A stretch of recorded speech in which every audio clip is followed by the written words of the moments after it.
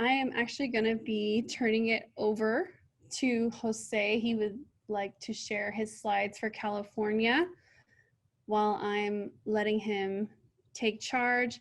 California began training with Juntos program in 2017, and 39% of the population in California is made up of Latinx people.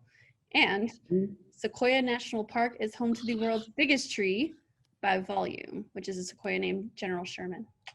Take it away, Jose. We have implemented all 4 components of the Juntos curriculum. We've had great success with obviously the foundation of the program, which is family engagement. Families seem to always want to hear more, learn more beyond the 6 weekly workshops. And obviously you all know what all those workshops are intended for. But once you build that community, we want to also share with the families that there's other things to explore. The 4-H after-school programming. We've had success with that, where even a soccer component has blossomed from the Juntos activities. After-school clubs in Riverside County, they actually established a traditional club that has its own elected officers. They have their own script. They conduct their own agenda for their meetings. And lo and behold, we instill upon them the public speaking skills that are very new, very foreign to English learners for the most part. Esther, I think she's on the call today. She recruited some high schoolers to become part of our Teens as Teachers leadership team in Kern County. And they went out and started doing this cooking academy that not only taught them safe food handling, but also nutrition, well-balanced meals.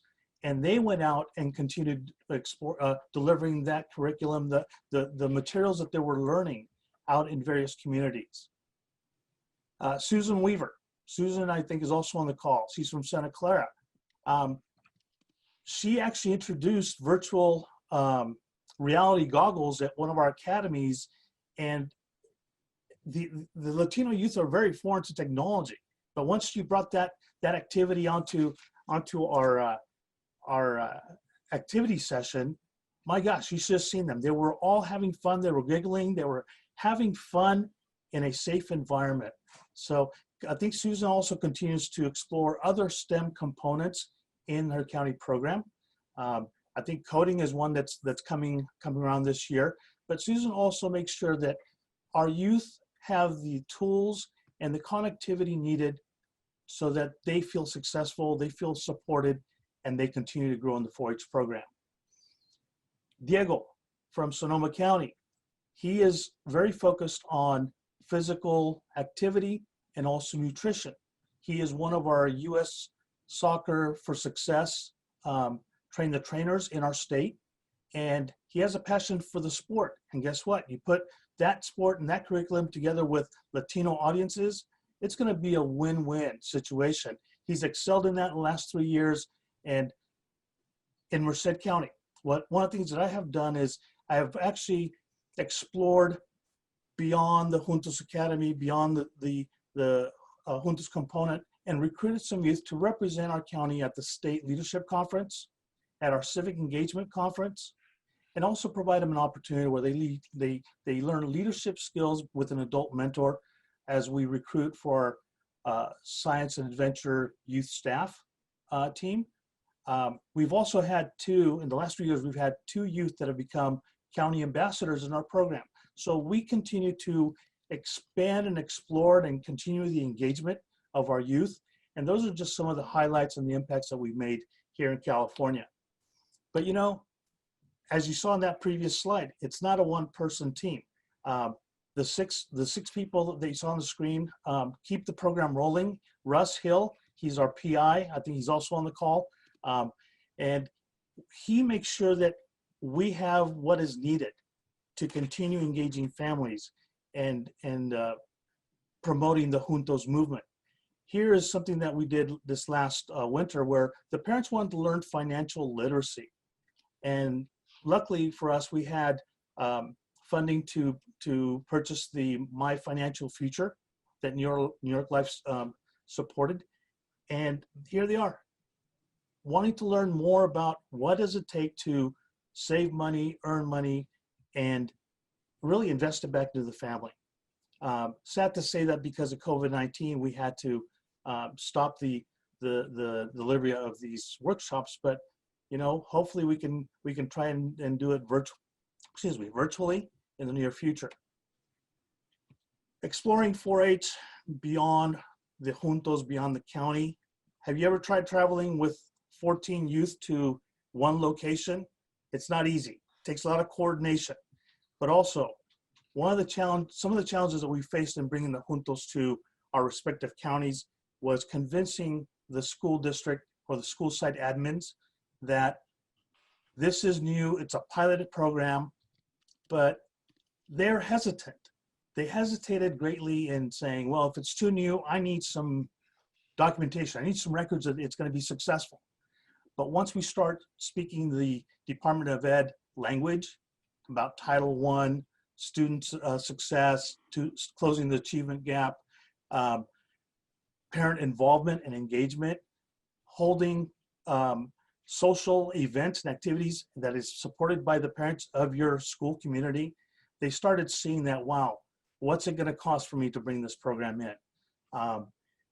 The other challenge that we had was Latinos, they're not very easily going to let go of their child for overnight conferencing. Some of you can probably relate to that, right? So it takes a lot of work. It takes a lot of networking. It takes some time invested so that the youth can go ahead and benefit from exploring 4-H within the Juntos program as well as beyond.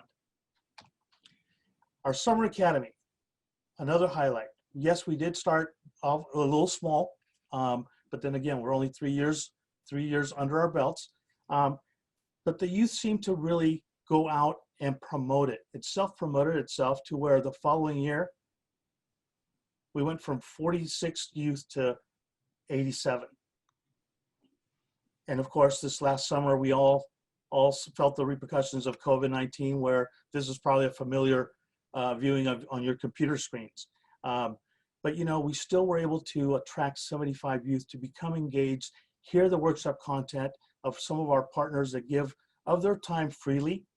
They want to continue supporting us in whatever way they can. Obviously, New York Life Foundation and National 4-H Council provided us with funding for the 3 years that we've been able to deliver Juntos outreach, and also change the image of the 4-H program. California Student Aid Commission, the State University System, the UC, all of these are partners that want to continue sharing their messages with us. And yes, we are California Juntos 4-H. And where do we see our program in the future? We continue to expand with our partners. As I mentioned, we try to bring some new partners in every year, because we know that at some point, some may not be able to return and provide that support at our academy. But the team continues to make Juntos a priority in the 6 pilot counties, because we have built a network of Latinos that want to hear, and they believe in the values and commitment that we're making. Our vision currently is a little foggy right now because we're looking on sustainability, but we're partnering with our California 4-H Foundation to find some of those funders. Okay, we're going to approach them with not necessarily asking for a donation, but more of an investment into the program. An investment in the program that has opened the doors of opportunity for Latino youth to feel empowered as they build a pathway to higher education, experience 4-H more broadly by exploring opportunities, and continuing to improve the diversity, equity, and inclusion of the 4-H program. We don't want to lose all the achievements that we have accomplished, nor give up on the families that have supported us along the way. There's still a lot of work to be done, but we're up to the challenge. And thank you very much for allowing me to share our message with you. And again, we're 3 years young, but we definitely want to continue networking with all the other states and find ways to improve.